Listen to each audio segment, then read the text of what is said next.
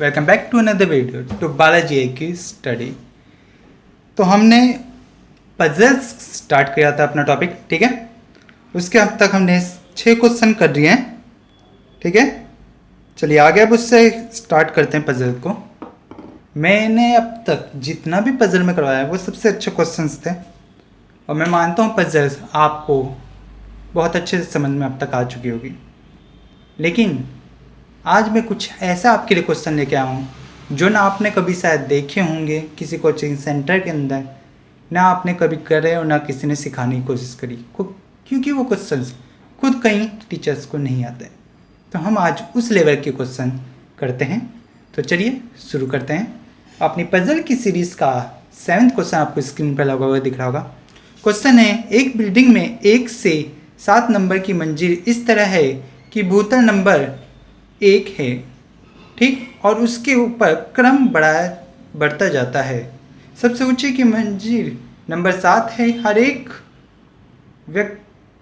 एक मंजिल पर 7 लोग ABCDEF और G में से एक व्यक्ति रहता है। पता चल गया, 7 फ्लोर्स हैं किसी बिल्डिंग के, 7 अपार्टमेंट्स, ठीक।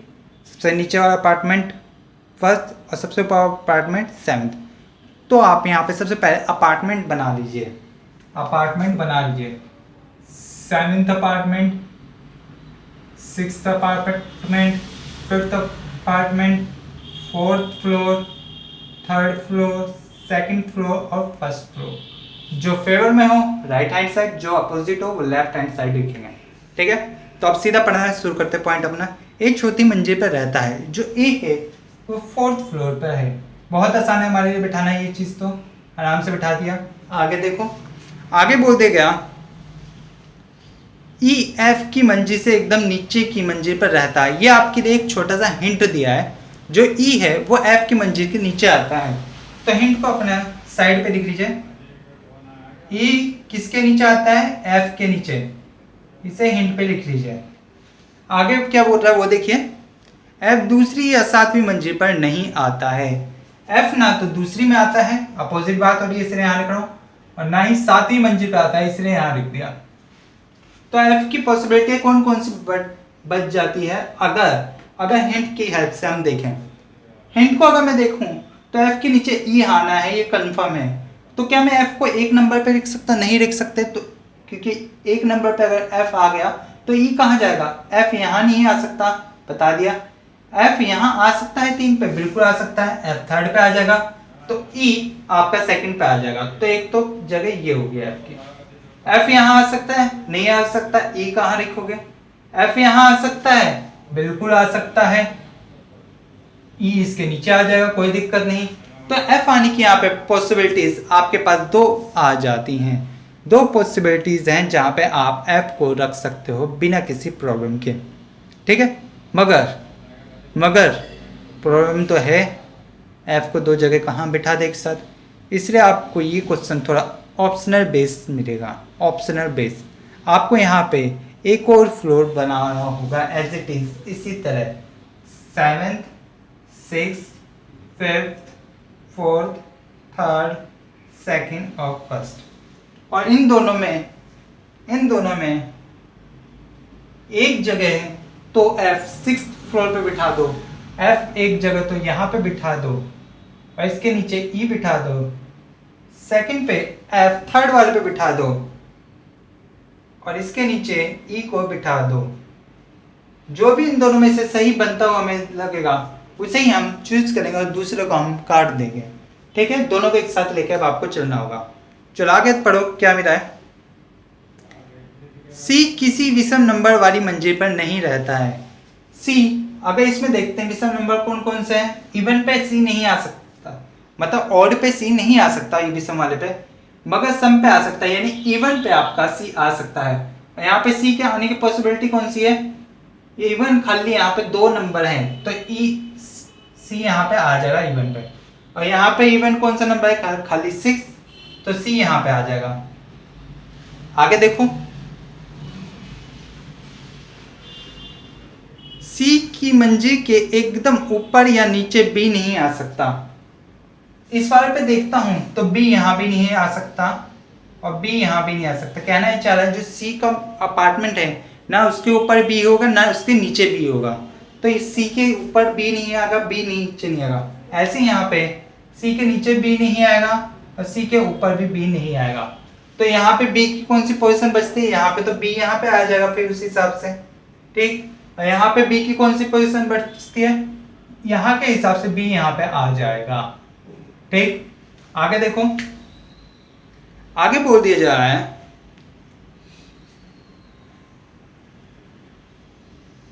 डी सबसे ऊपर की मंजिल पर नहीं रहता है। यहाँ पे देखो डी कहाँ पे आ सकता है, अगर सबसे ऊपर की मंजिल पर डी नहीं आएगा तो उससे नीचे तो खाली एक ही जगह बची रही फिफ्थ वाली, तो यहाँ पे तो डी आ जाएगा। और यहाँ पे डी कहाँ आ सकता है, यहाँ पे दो पॉसिबिलिटी है, डी यहाँ भी आ सकता है डी और यहाँ भी आ सकता है। कहाँ आएगा कंफर्म नहीं है, कंफर्म नहीं है। तो कहीं ना कहीं अब आगे देखो क्या बोल दिया, जी ई की मंजिल से नीचे किसी भी मंजिल पर नहीं रहता है। जो जी है ई की मंजिल से नीचे की किसी भी मंजिल पर नहीं रहता है। कहने का मतलब ये है जो जी है वो किसी भी मंजिल के नीचे नहीं रहता है, जी सबसे ऊपर की मंजिल पे है और ऐसी संभावना खाली यहीं बैठ रहा है, जी सबसे ऊपर यहीं आ रहा है, जी सबसे ऊपर खाली यहीं पे आ रहा है और कहीं भी जी नहीं आ सकता।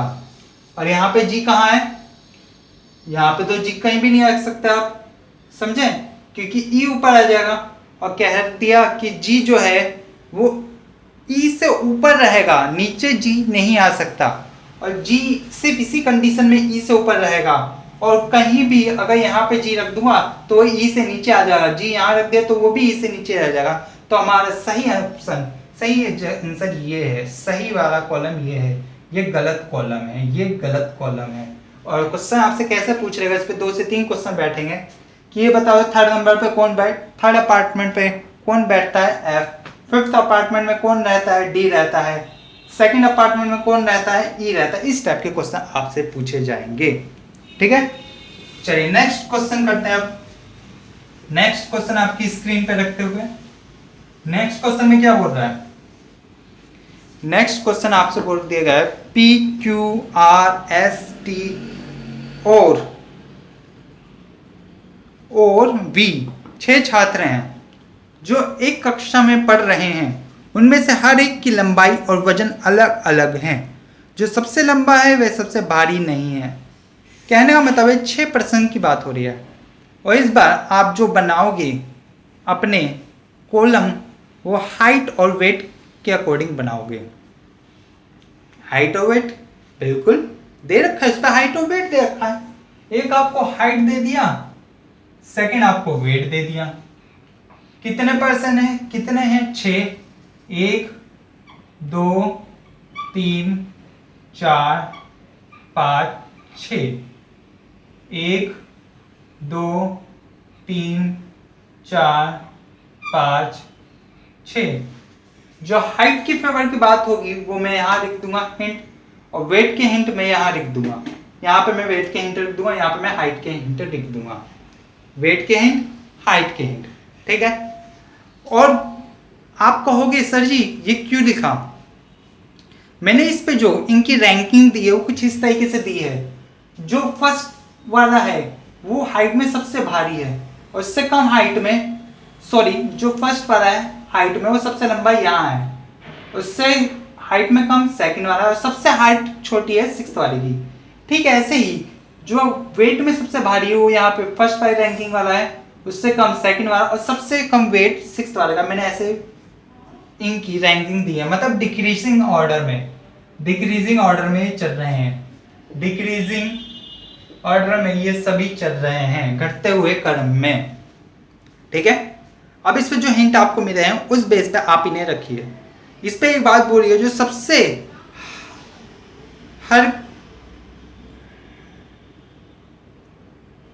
उनमें से हर एक की लंबाई और वजन अलग अलग है। ठीक है, जो सबसे लंबा है, जो सबसे लंबा है, ठीक है, जो भी यहाँ पे सबसे लंबा होगा, ठीक, वह सबसे भारी नहीं है, वो सबसे भारी नहीं, मतलब यहाँ पे और यहाँ पे 1% नहीं आ सकते, दोनों अलग अलग होंगे। पहली हिंट तो आपको ये मिल गई, इसे याद रखना, ठीक है। अब जो इस पे हिंट मिल रही है उस बेस पे आप शुरू कीजिए। टी केवल पी से लंबा है, जो टी है वो केवल पी से लंबा है, ठीक है। टी अगर खाली पी से लंबा है, केवल पी से लंबा है, तो यहाँ पे साफ साफ पता चल रहा होगा हाइट वाले में टी अगर सिर्फ पी से लंबा है, मतलब बाकी सबसे वो छोटा है, तो टी यहाँ पे आ जा 5th पे, और ये किससे लंबा है, ये किससे लंबा है, ये पी से लंबा है, ये पी से लंबा है। बहुत आसान था, इसे आराम से बिठा दिया। आगे देखो, आगे क्या बोल दिया गया, और आर से हल्का है। जो ये टी है वेट की बात हो रही है, सिर्फ वेट वाला हिंट ध्यान रख रहा हूं। जो टी है आपका, टी केवल पी से लंबा है और आर से हल्का है। ये आर से हल्का है, मतलब आर इस बार भारी हो गया। मगर ये बोला नहीं गया कि इनकी पोजीशन क्या है, इनकी रैंकिंग क्या है, इनके नंबर क्या है, या एक दूसरे के एकदम नीचे, ऐसा कुछ नहीं बोला गया। खाली ये बोल दिया कि जो आर है वो टी से भारी है। कितना भारी है या इसके बीच में कुछ है, ऐसा कुछ भी हमें अभी नहीं बताया गया। तो ये हिंट है जिसे मैंने साइड पे रख दिया, ठीक है। आगे पढ़ो, आगे क्या बोल गया, क्यू एस और पी से लंबा है। जो क्यू है वो किससे, एस और पी से लंबा है। आपका क्यू है वो एस से भी लंबा है, मतलब एस नीचा, और पी से भी लंबा। पी पहले से बैठा है, इसे बैठाने की जरूरत नहीं है, ठीक है। पी तो बैठा दिया मैंने हाइट के मामले में। ये आपका एक और हिंट मिल गया आपको। आगे देखो, और केवल टी और वी से भारी है। अब वेट की बात हो रही, क्यू, जो क्यू है आपका, जो क्यू है वो किससे भारी बोला, और केवल क्यू केवल टी और एस से भारी है, टी और एस से भारी है। क्यू की पोजीशन पता चलेगी, ये थर्ड वाली है, मतलब कि नीचे से थर्ड। तो अगर मैं नीचे से थर्ड देखता हूं, तो नीचे से थर्ड मुझे यहाँ पे खाली क्यू यहाँ पे बैठता हुआ दिखेगा, क्यू मुझे यहाँ पे बैठता हुआ दिखेगा, और कहीं नहीं बैठा सकता मैं क्यू को। और टी और एस से, सॉरी, क्यू टी और वी से भारी है, यहाँ पे वी आएगा, ठीक है, वी आएगा यहाँ पे। क्यू एस और पी से लंबा है, एस और पी से लंबा है, ठीक है, ये इसका हिंट। और केवल टी और वी से भारी है, टी और वी से भारी हो गया क्यू, केवल टी और वी से भारी है, मतलब कि नीचे से थर्ड नंबर पे है, तो ये लिख दिया क्यू का नंबर। टी वी को अभी नहीं बैठा सकता मैं, क्योंकि मुझे टी और वी में कौन पहले आएगा इसका अभी कंफर्मेशन नहीं है। टी पहले आएगा, ये वी पहले आएगा, ठीक है। आगे देखिए, आगे क्या बोल दिया, पी केवल एस से हल्का है। जो पी है, वेट में बात हो रही है, पी जो है वो एस से हल्का है, मतलब पी से भारी कौन है, एस है। पी केवल एस से हल्का है, बोलते जा रहा है पी केवल एस से हल्का है, मतलब कि जो पी है आपका वो सिर्फ एस से हल्का है, बाकी सबसे भारी है कौन, कौन देखो क्लियर बात बोली जा रही है।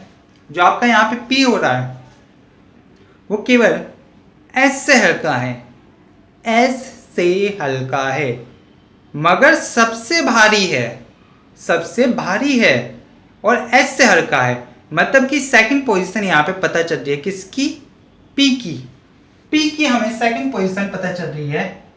पी एस से हल्का है, तो एस मतलब इससे भारी है, तो एस में कहां डाल दूंगा, यहाँ पे एस यहाँ लिख दूंगा, ठीक है, एस में यहाँ लिख दूंगा, कोई दिक्कत नहीं है। आगे देखो, आगे क्या बोल देगा, टी वी से भारी है। जो टी है आपका वो वी से भारी है, तो ये पोजीशन सही है, ये पोजीशन सही है। टी भारी है किससे, वी से। अब मैं इसको एज इट इज उठा के यहाँ रख देता हूँ, ठीक है। ये टी आ गया और यहाँ पे बी आ गया। बच्चा कौन, यहाँ पे सिर्फ आर बचता है, यहाँ पे सिर्फ आर बचता है। तो ये वाला वेट वाला तो अपना कॉलम कंप्लीट हो गया। अब अपना हाइट वाला कंप्लीट करते हैं। हाइट वाले को देखो, एस वी से लंबा है। जो एस है वो किससे लंबा है? वो वी से लंबा है। पहला हिंट ये मिला आपको, एस लंबा है किससे? वी से, ठीक। और क्यू सबसे लंबा नहीं है। क्यू जो है वो सबसे लंबा नहीं है, क्यू सबसे लंबा नहीं है। और एस लंबा है किससे? वी से, तो इसके नीचे वी आ जाएगा, इसके नीचे वी आ जाएगा। तो आपसे अगर मैं कहूं कि क्यू सबसे लंबा नहीं है, क्यू मतलब यहां नहीं आ सकता, क्यू यहां नहीं आ सकता, तो क्यू की बैठने की पॉसिबिलिटी कौन कौन सी है? क्यू की बैठने की पॉसिबिलिटी कौन कौन सी है? क्या मैं क्यू को यहां बिठा दूं? सर क्यू को यहां बिठा दिया तो एस और वी कहां जाएंगे? क्या मैं क्यू को यहां बिठा दूं? सर क्यू को यहां बिठा दिया, एस तो आ जाएगा, मगर वी कहां जाएगा? क्या मैं क्यू को यहां बिठा दूं?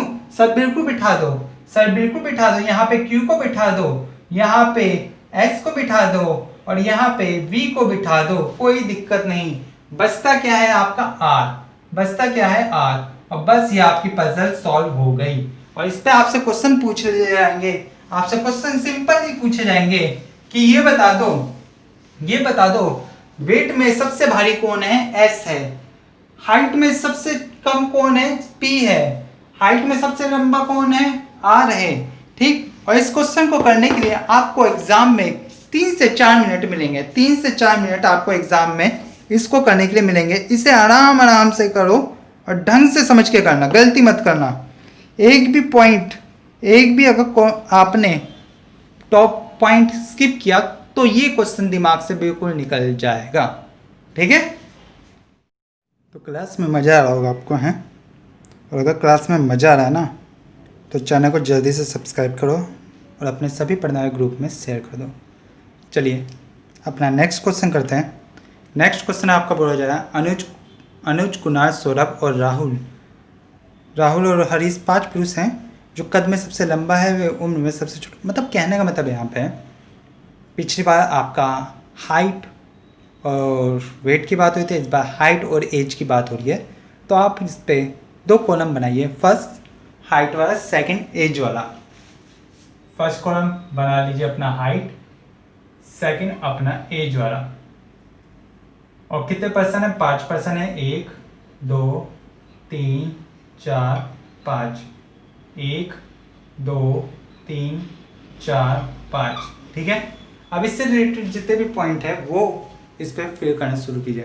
तो अपने को सबसे पहला पॉइंट इसमें मिल जाए, कद में जो सबसे लंबा है वह उम्र में सबसे छोटा नहीं है।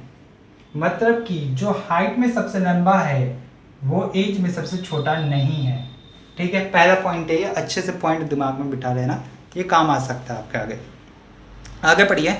कुणाल उम्र में सिर्फ हरीश से बड़ा है। जो कुणाल है वो उम्र में सिर्फ और सिर्फ हरीश से बड़ा है, बाकी सबसे मतलब वो छोटा है। कुणाल सबसे छोटा है सिवाय हरीश को छोड़कर। मतलब नीचे से देखूंगा ये 4th नंबर पर कौन आएगा? कुणाल। और किससे बड़ा है? ये सिर्फ हरीश से बड़ा है। पहले पॉइंट आसान था, आराम से समझ के रख दिया। आगे पढ़ो। आगे बोल दिया, सौरभ उम्र में राहुल से बड़ा लेकिन कद में छोटा है। सौरभ जो है उम्र में राहुल से बड़ा है, सौरभ उम्र में राहुल से बड़ा है, पहला पॉइंट। मगर ये एज वाले का हिंट लिखा है मैंने यहाँ पे। अब हाइट वाले का हिंट, मगर जो राहुल है वो सौरभ से हाइट में छोटा है। जो राहुल है वो हाइट में छोटा है किससे? सौरभ से, ठीक है। आगे देखो, कद में राहुल से केवल एक ही व्यक्ति लंबा है। हाइट में मतलब राहुल से सिर्फ एक ही व्यक्ति लंबा है, वरना वो सबसे लंबा होता।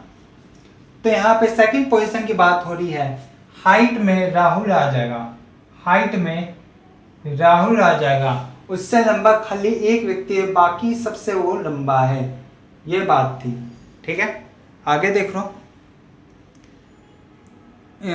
अनुज का कद सबसे कम है, अनुज की हाइट सबसे कम है, अनुज हाइट में सबसे कम है, तो अनुज यहाँ आ गया।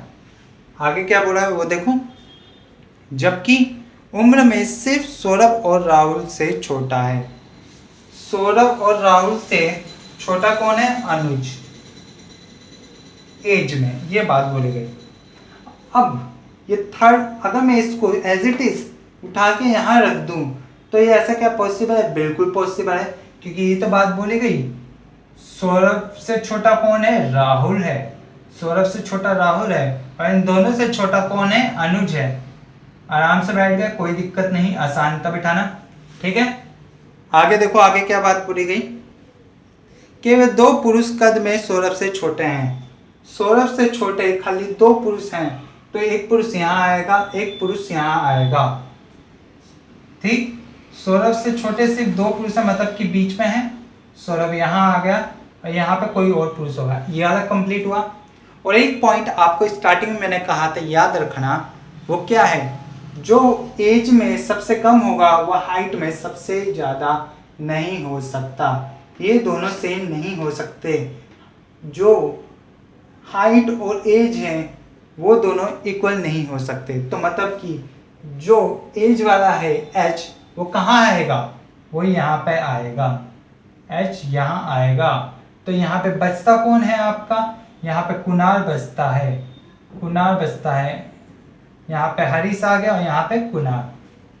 तो अपनी ये पजल बहुत आसानी से सॉल्व हुई। आसान था, मैं समझता हूँ आपको बहुत आसानी से समझ में आएगा। ये क्वेश्चन एग्जाम में 3 मिनट तो आपको मिलेंगे कम से कम इसे सॉल्व करने के लिए। ठीक है, इस पर क्वेश्चन पूछा जाएगा, ये बताओ हाइट किसकी सबसे ज़्यादा है? तो हाइट किसकी सबसे ज़्यादा दिख रही है? कुणाल की। और हाइट सबसे कम किसकी है? अनुज की। और सबसे ज़्यादा एज किसकी है? सौरभ। और सबसे कम एज किसकी है? हरीश की। इस टाइप के क्वेश्चन आपसे पूछे जाएंगे। तो आज हम पजल को पूरी तरह समाप्त करते हैं। कल से नया टॉपिक अपना स्टार्ट होगा। आशा करते हैं आपको क्लास पसंद आई हो। क्लास पसंद आई है तो लाइक शेयर तो जरूर करना और सभी फ्रेंड्स को शेयर जरूर कर देना। ठीक है, जय हिंद।